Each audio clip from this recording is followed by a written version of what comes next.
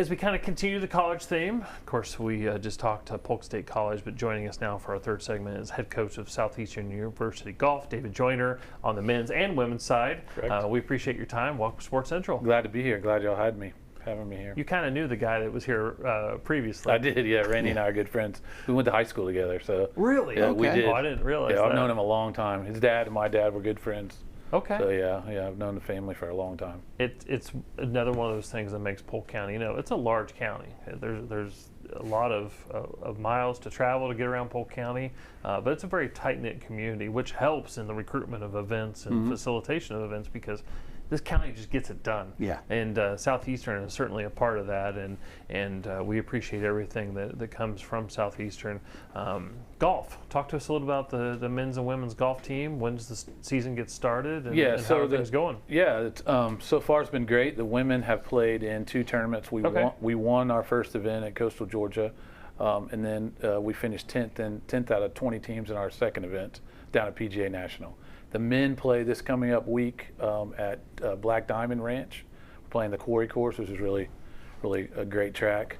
And yeah, I'm really encouraged by what I'm seeing so far, especially on the women's side. We've got 6 new freshmen, and we had a lot of seniors that left last year, successful seniors that really had kind of helped our program, especially in my tenure. And so replacing them was not going to be easy, but we've got 6 new girls that have come in, and they're going to be great players. We had one, Sadie Campbell, who won our first event at Coastal Georgia, shooting 69 3-under in their final round.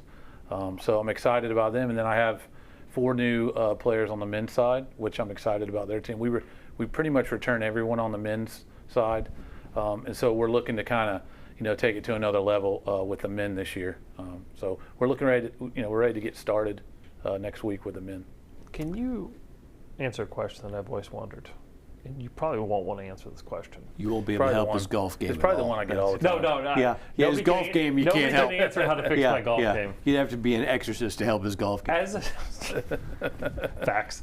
As a golf coach, do you pick the tournaments that you play in by the courses you haven't played on yet? Be honest. No, that's a good question. Usually we pick them. It's a lot of scheduling. What fits with. You don't want to play like 3 tournaments in a row. Right. So you've got to kind of pick where the tournaments are available and how it falls in your schedule. And then, obviously, like a PGA pro would do, if you haven't played well at a tournament, you're not going to go back there. Mm-hmm. If it doesn't suit your eye or your player's eye, you're probably not going to go back to that tournament again. You'll find a different one to play. Because golf is the same as any sport. You want to build up to playing at your peak when you get into tournament play 100%. or conference play or tournament play. And then I want to play in the best competitions that we can, just so we're prepared for the end of the year. I mean, we could go, our teams could go and win a lot of tournaments if we just went and played, where the tournaments didn't have great competition. Mm-hmm. But I want us to play against the best competition. So at the end of the year, we're prepared and we're ready, and we know that we can play and can compete with these teams at the high level. How tough is it recruiting kids to come down and play golf in Florida? I mean, really. I hate to give no, it is not hard, and it's not like we have any decent golf courses in the area. And we're very privileged that we call Grasslands our home. It's unbelievable. I mean, it'd be very difficult to recruit without having a great place to play and practice at Grasslands. Mm-hmm. When I take the recruits out there, they see it and they're just like, yeah, this is awesome. Where do I sign? Where do I sign up?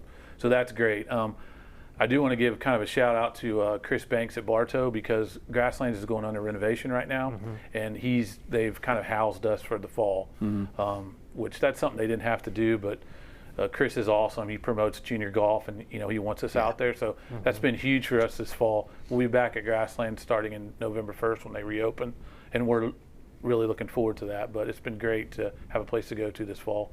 Yeah, it's funny you talk about junior golf. When we're done with this interview, we're going to go to a package some footage from the Junior Golf Association Girls Invitational at Streamsong, which just recently it was announced at Streamsong the PGA professionals across the country in 2027 are going to be at Streamsong competing, trying to get to be playing in the, I believe it's in the PGA, PGA tournament. So huge opportunity. But talk about that. So, Jack was joking about it, but we have some of the, Streamsong has 2 of the best top 10 courses in the country. You talked about grasslands and some of the other things. So there's the competitive side of it, but there's also the leisure travel side of people coming in wanting to go on a circuit. And you talk about Chris Banks and Bartow. There's a group from up north of 40 or 50 strong that come down every winter and play that course for weeks. And so talk about how obviously there's your home club, but there's the industry in itself in Florida. Talk about how that is impactful in recruiting. Yeah, I mean, it's huge because, Streamsong's really helped, obviously, Polk County. When they built that course out there, I was like, there's no one going out there. It's in the middle of nowhere. But it's unreal, the way they've marketed it, and I have a bunch of buddies that caddy out there, and it's full all the time. They keep adding courses. They're on number 5 another now. course. It's amazing, and we have the ability to go out there and play every now and then. I'm pretty good friends with the GM down there, so we go down there from time to time and play, which is nice. And just being in Florida with the weather and just being able to go travel to different courses is huge. When you're recruiting. You think Cabot's not that far away. And Cabot's not far either. Right. There's a lot of great golf right in this area. Of course, Streamsong is not Florida golf. No, it is not Florida golf. It is not. Close your eyes, and open them. You're like, I'm not in Florida anymore. No, it's like you're on the moon. Until the heat hits you. Yeah. But then I remember, that I'm on a golf course because I still play as bad as I did. Whether it's Bartow, grasslands, or Streamsong.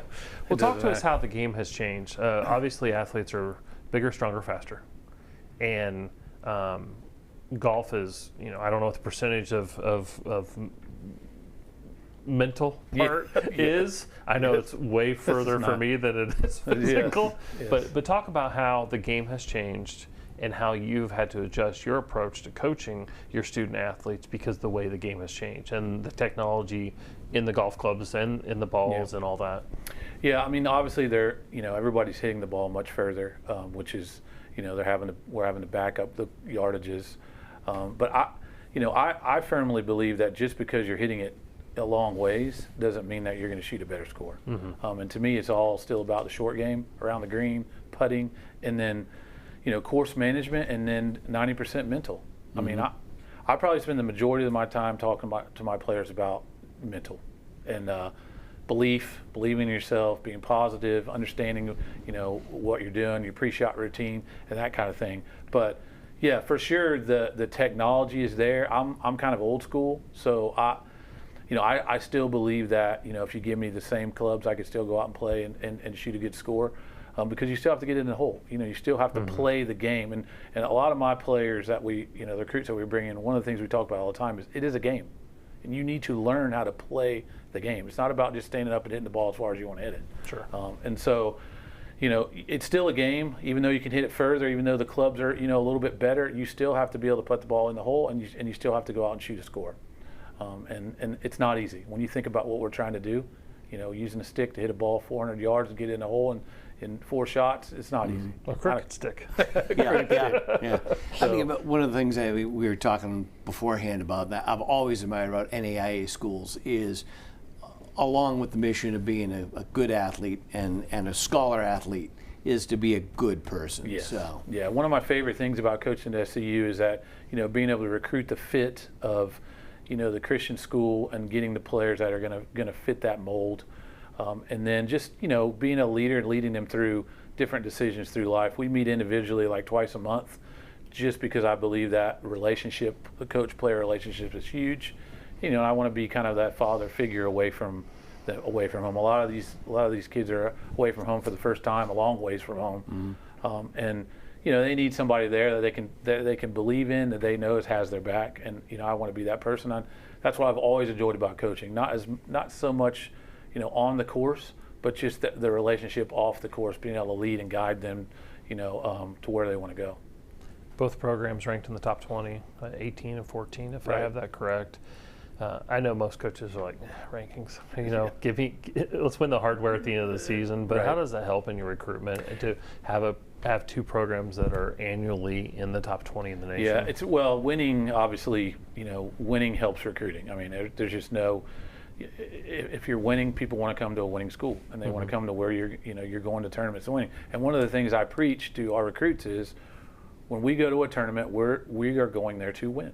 When I first came on at SEU, we would drive in, and some of the schools we'd look, oh man, we can't beat them. Mm-hmm.